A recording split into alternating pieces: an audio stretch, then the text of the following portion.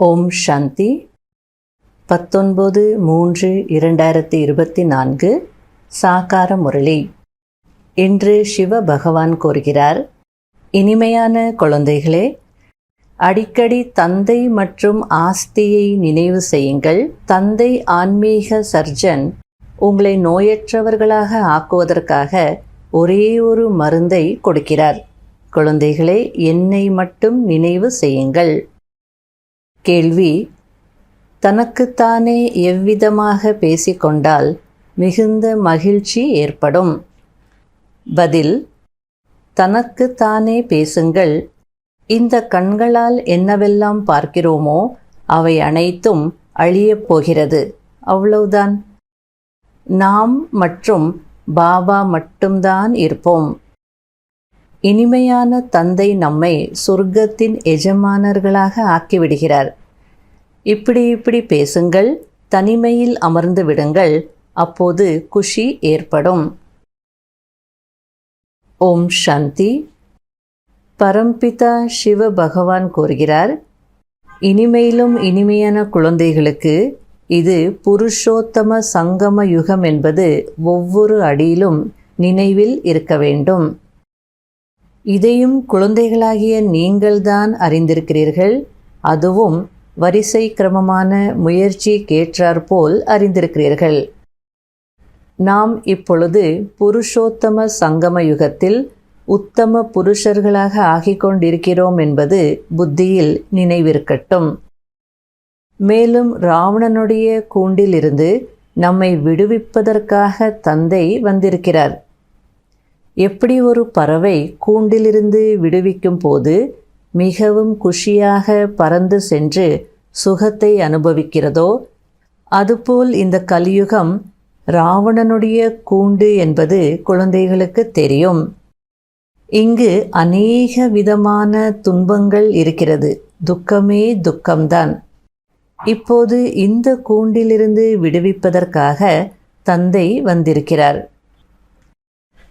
அதாவது, நான் புருஷோத்தம சங்கம யுகத்தில் இருக்கிறேன், புருஷோத்தமனாக மாறிக்கொண்டிருக்கிறேன் என்ற விஷயம் புத்தியில் இருந்தது அப்படின்னா ரொம்ப கவனமாக இருப்போம்.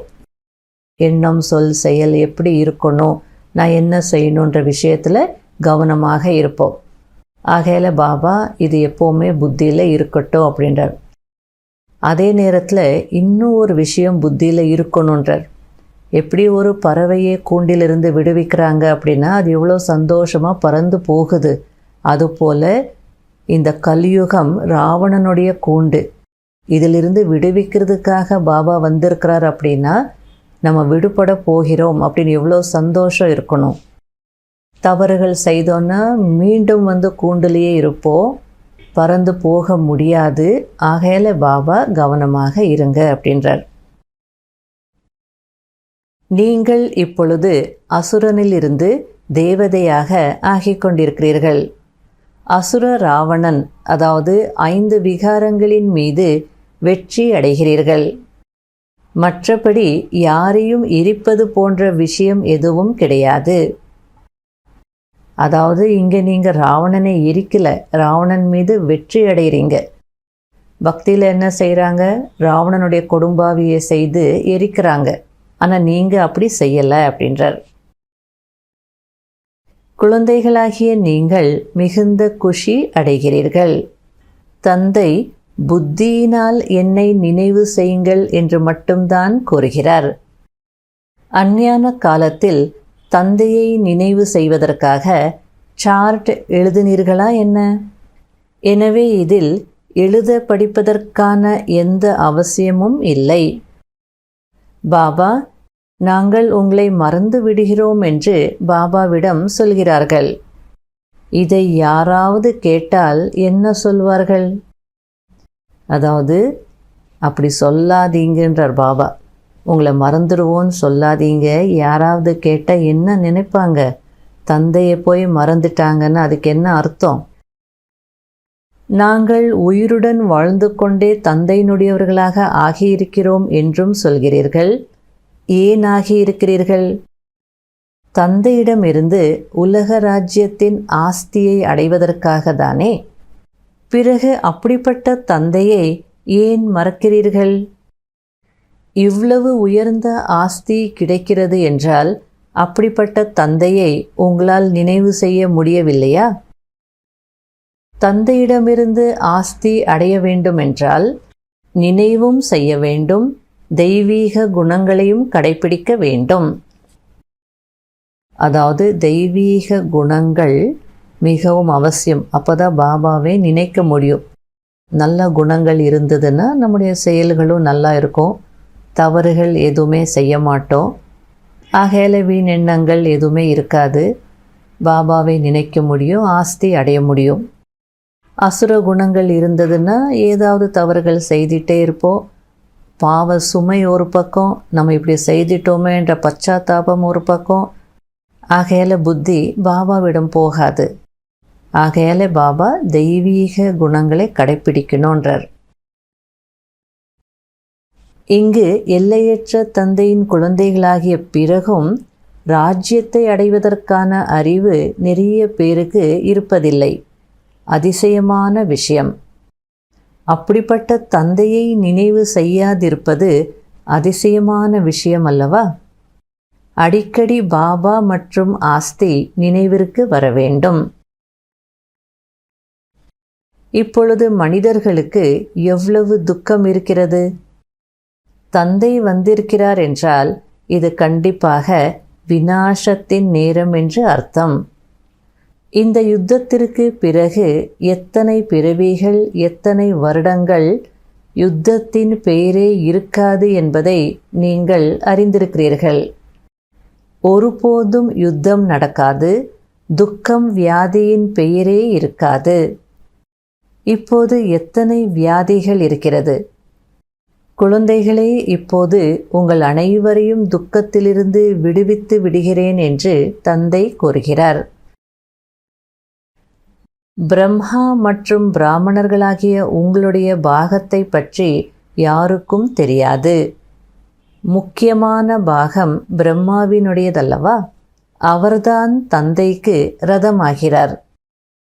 பாபா இந்த ரதத்தின் மூலமாக இத்தனை காரியங்களையும் செய்கிறார். எனவே இந்த ரதத்தின் பெயர் பதமாபதம் பாக்யசாலி ரதம் என்பதாகும். இப்பொழுது யாருக்கு எப்படி புரிய வைப்பது என்று சிந்தனை செய்யுங்கள். மனிதர்களுக்கு எவ்வளவு போதை இருக்கிறது! அதாவது தேக அபிமானத்தில் இருந்தாலும், அழியக்கூடிய விஷயங்களாக இருந்தாலும் மனிதர்கள் எவ்வளோ போதையில் இருக்கிறாங்க. நீங்கள் அவர்களுக்கு தந்தையின் அறிமுகத்தை தான் கொடுக்க வேண்டும். தந்தை அழியாத சர்ஜன், ஆத்மாவும் அழியாதது. ஒரு சரீரத்திலிருந்து விடுபட்டு இன்னொன்றில் பிரவேசமாகிறது. நாளுக்கு நாள் என்ன சரீரம் கிடைக்கிறதோ அது மோசமானதாக தான் இருக்கிறது. அதாவது இந்த கலியுகத்தில் மறுபிறவி எடுக்கிறாங்க அப்படின்னா இயற்கையும் தமோ பிரதானமாக இருக்குது, ஆத்மாக்குள்ளேயும் விகாரங்கள் இருக்கிறதுனால கலியுக கடைசியில் மறுபிறவி எடுக்கிறாங்கன்னா அந்த பிறவி எப்படி இருக்கும்? மோசமானதாக தான் இருக்கும். ஆனால் நாம் மிகவும் உயர்ந்தவர்களாக ஆகிக்கொண்டிருக்கிறோம் என்பது குழந்தைகளாகிய உங்களுக்கு தெரியும். தந்தைதான் அப்படி ஆக்குகிறார். சாது சந்நியாசிகள் அப்படி ஆக்குவார்களா என்ன? குழந்தைகளே, நான் உங்களை என் கண்ணுக்குள் வைத்து அழைத்து செல்வேன் என்று பாபா கூறுகிறார். ஹே ஆத்மாக்களே, உங்களை தூய்மையாக்கி அனைத்தையும் அடைய வைத்து திரும்பி அழைத்து செல்வேன் என்று தந்தை கூறுகிறார். இன்னும் கொஞ்சம் காலம்தான் இருக்கிறது. இப்போது நன்றாக முயற்சி செய்ய வேண்டும். நான் இனிமையான தந்தையை எந்த அளவிற்கு நினைவு செய்கிறேன் என்று உங்கள் மனதை கேளுங்கள். அடுத்தது பாபா ஒரு காதல் ஜோடியினுடைய உதாரணத்தை கொடுக்குறார். லைலா மஜ்னு போல, ரோமியோ ஜூலியட் போல, அம்பிகாபதி அமராவதி போல இவங்க ஒரு காதல் ஜோடி. ஹீர் ராஞ்சா என்ற காதல் ஜோடியை பற்றி பாபா சொல்லிகிட்ருக்கிறார். ஹீர் ராஞ்சாவிடம் ஷரீர ரீதியான அன்பு இருந்தது, ஆனால் விகாரத்திற்கான அன்பு இருக்கவில்லை. ஒருவரை ஒருவர் நினைவு செய்த உடனே எதிரில் வந்து கொண்டிருந்தார்கள். இருவரும் சந்தித்து கொண்டிருந்தார்கள். நீங்களும் அதுபோல் ஆகுங்கள். ஹீர் ராஞ்சா போல நீங்களும் சிவ்பாபாவின் காதலியாக இருக்கணும். நீங்கள் நினச்சா சிவ்பாபா எதிரில் இருக்கணும், அந்த மாதிரி அனுபவம் செய்யணும் அப்படின்றார். அவர்கள் ஒரு பிறவியின் காதலர்கள், நீங்கள் ஜென்ம ஜென்மாந்தரத்தின் காதலர்கள். இச்சமயத்தில் உங்களை ஆத்மா என்று புரிந்து கொண்டு நாயகனான பாபாவை நினைவு செய்யுங்கள். ஆத்மா என்று உணர்ந்து பாபாவை மிகவும் குஷியாக நினைவு செய்ய வேண்டும். பாபா எவ்வளவு இனிமையானவராக இருக்கிறார், அவரை நினைவு செய்வதினால்தான் பாவங்கள் அழியும். இங்கே நிறைய சேமிக்க முடியும். உங்களுக்கு இந்த நல்ல வாய்ப்பு கிடைக்கிறது. வீட்டில் இதை நீங்கள் செய்ய முடியாது. அங்கே உங்களுக்கு நேரம் எங்கே இருக்கிறது? மேலும் உலகத்தின் வைப்ரேஷன்ஸ் வாயுமண்டலம் மிகவும் மோசமாக இருக்கிறது. அங்கே இந்த அளவிற்கு நினைவு யாத்திரையில் இருக்க முடியாது. அதாவது மதுபனுக்கு வரீங்க அப்படின்னா இங்கே பாபாவை நினைப்பதற்கான வாய்ப்பு நிறையவே உங்களுக்கு கிடைக்குது. சுத்தமான வாயுமண்டலம், தூய்மையான உணவு, கிளாஸஸ் இதெல்லாம் கிடைக்கும் போது நல்ல பாபாவை நினச்சி நிறைய சேமிப்பு செய்துக்கோங்க அப்படின்றார். உங்கள் வீட்டில் இருந்தீங்கன்னா அங்கே ஏது நேரம் உங்களுக்கு? அதே நேரத்தில் உலகத்தினுடைய வைப்ரேஷன்ஸ் வாயுமண்டலம் எவ்வளோ மோசமாக இருக்குது, விகாரத்தினுடைய வைப்ரேஷன்ஸ் இருக்குது. அங்கே நினைக்கிறது கொஞ்சம் கஷ்டம்தான். அவ்வளோ நினைவு யாத்திரையில் நீங்கள் இருக்க முடியாது. ஆனால் இங்கே வரும்போது அந்த வாய்ப்பை நீங்கள் நல்லா பயன்படுத்திக்கோங்க அப்படின்றார். நாம் இங்கு வருவதே சேமிப்பதற்காக. எனவே முயற்சி செய்யுங்கள். மொட்டை மாடிக்கு சென்று தனிமையில் அமருங்கள். பொக்கிஷங்களை சேமியுங்கள். இதுதான் சேமிப்பதற்கான நேரம். ஏன்னா நீங்கள் ஒரு வாரம் இருப்பீங்க, இல்லை 5 நாள் இருப்பீங்க. ஆகையால் இங்கே எவ்வளோ முடியுமோ அவ்வளவு சேமிச்சுக்கோங்க அப்படின்றார். அதனால் சென்டர்ஸில் கூட என்ன பழக்கம் இருக்குது? முரளி கேட்ட உடனே பாபா ரூமுக்கு போகணும், தனிமையில் இருக்கணும், கேட்ட முரளியை ரிவைஸ் பண்ணணும், உணரணும். பாபா கிட்ட பாபா இன்றைக்கு நான் இதை தாரணை செய்வேன் அப்படின்னு சொல்லி ப்ராமிஸ் பண்ணிவிட்டு ஆசீர்வாதம் பண்ணுங்க பாபா அப்படின்னு போகணும். அந்த முரளி கேட்டு அப்படியே கிளம்பிட்டீங்க அப்படின்னா பாயிண்ட்ஸ் புத்தியில் இருக்காது. அதனால் இது ரொம்ப நல்ல பழக்கம்ன்றார். இனிமையிலும் இனிமையான தந்தை நம்மை சொர்க்கத்திற்கு எஜமானர்களாக ஆக்குகிறார். அவரை முழு நாளிலும் எவ்வளவு நினைவு செய்தோம் என்று உங்களை நீங்களே கேட்டுக்கொள்ளுங்கள். மனம் அலைப்பாய்வதில்லை தானே? எங்கே ஓட முடியும்? வேறு உலகம் என்பது இல்லவே இல்லை. நமக்கு ஒரு பாபா தான் உலகம் என்று ஆன பிறகு எங்கே போக முடியும்? வேறு ஏதாவது உலகம் இருக்கா போகிறதுக்கு? இவை அனைத்தும் அழிய போகிறது. நாம் மற்றும் பாபா மட்டும்தான் இங்கு இருக்க போகிறோம். இது போன்று மனதிற்குள் பேசிக்கொண்டால் மிகுந்த குஷி ஏற்படும். இங்கு யாரெல்லாம் வருகிறார்களோ அவர்கள் மிகவும் பழைய பக்தர்கள் என்பதை புரிந்து கொள்ளுங்கள்.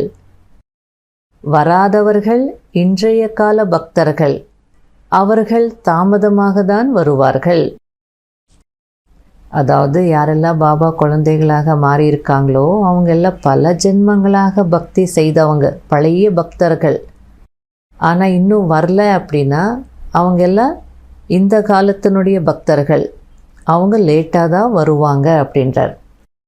சில நேரத்தில் சில பாபா குழந்தைகள் என்ன சொல்லுவாங்க அப்படின்னா, பெருசாக இந்த ஜென்மத்தில் நாங்கள் எந்த பக்தியும் செய்யலை, ஆனால் பாபா என்னவோ நிறைய பக்தி செய்திருக்கீங்க, அதனால தான் உங்களுக்கு பாபா கிடைச்சிருக்கிறார் அப்படிலாம் சொல்லுவாங்க. இந்த ஜென்மத்தில் செய்யாமல் இருந்திருக்கலாம், ஆனால் பல ஜென்மங்களாக நிறைய பக்தி செய்திருக்கீங்க, கணக்கு முடிச்சிருக்கீங்க, அதனால் இந்த ஜென்மத்தில் உங்களுக்கு பாபா கிடைச்சிட்டார். நல்லது. இனிமையிலும் இனிமையான காணாமல் போய் கண்டெடுக்கப்பட்ட செல்ல குழந்தைகளுக்கு மாத் பிதா பாப் தாதாவின் அன்பு நினைவுகள் மற்றும் காலை வணக்கம். ஆன்மீக குழந்தைகளுக்கு ஆன்மீக தந்தையின் நமஸ்காரம். கடைபிடிக்க வேண்டிய முக்கியமான சாராம்சம். முதல் பாயிண்ட், தனிமையில் அமர்ந்து தந்தையை நினைவு செய்து வருமானத்தை சேமிக்க வேண்டும். நினைவு செய்யும் நேரத்தில் மனம் வேறெங்கும் அலைப்பாய்வதில்லை தானே. நாம் எவ்வளவு நேரம் இனிமையான தந்தையை நினைவு செய்கிறோம் என்று தன்னைத்தான் சோதிக்க வேண்டும். இரண்டாவது பாயிண்ட், நம்மை பாபா ராவணனின் கூண்டில் இருந்து, அதாவது சிறையிலிருந்து விடுவித்து விட்டார். இப்போது நாம் எப்படிப்பட்ட உலகத்திற்கு சென்று கொண்டிருக்கிறோம் என்றால், அங்கு வெப்பமோ குளிரோ இருக்காது. அங்கே சதா வசந்த காலமாகவே இருக்கும். இந்த குஷியில் சதா இருக்க வேண்டும்.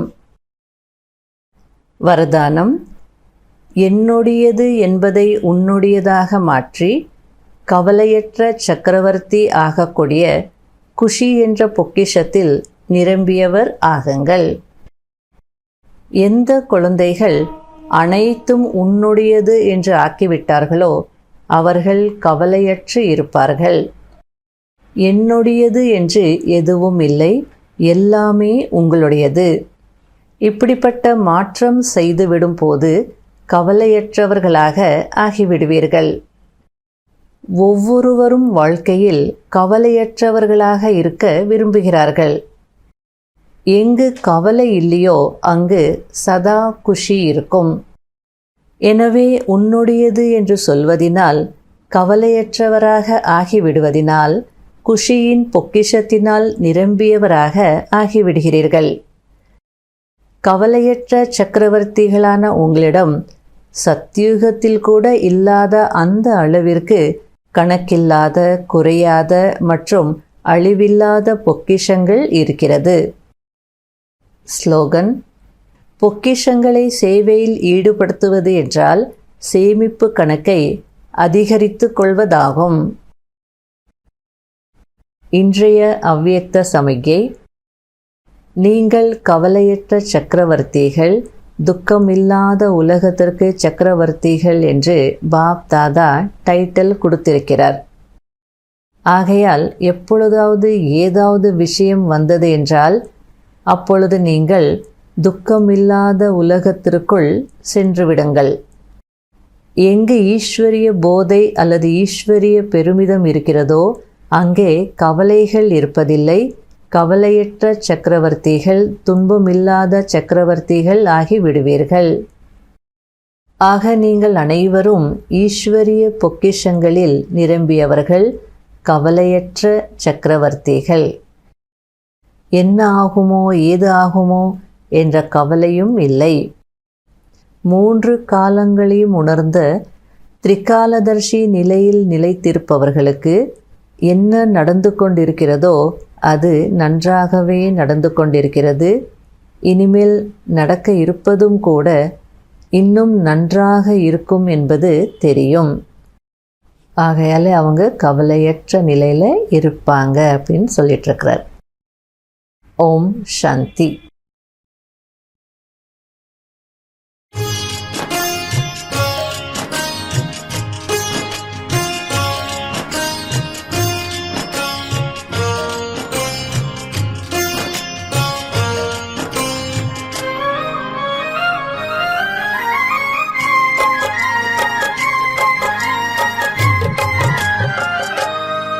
இன்னாருயிர் நண்பன் நீ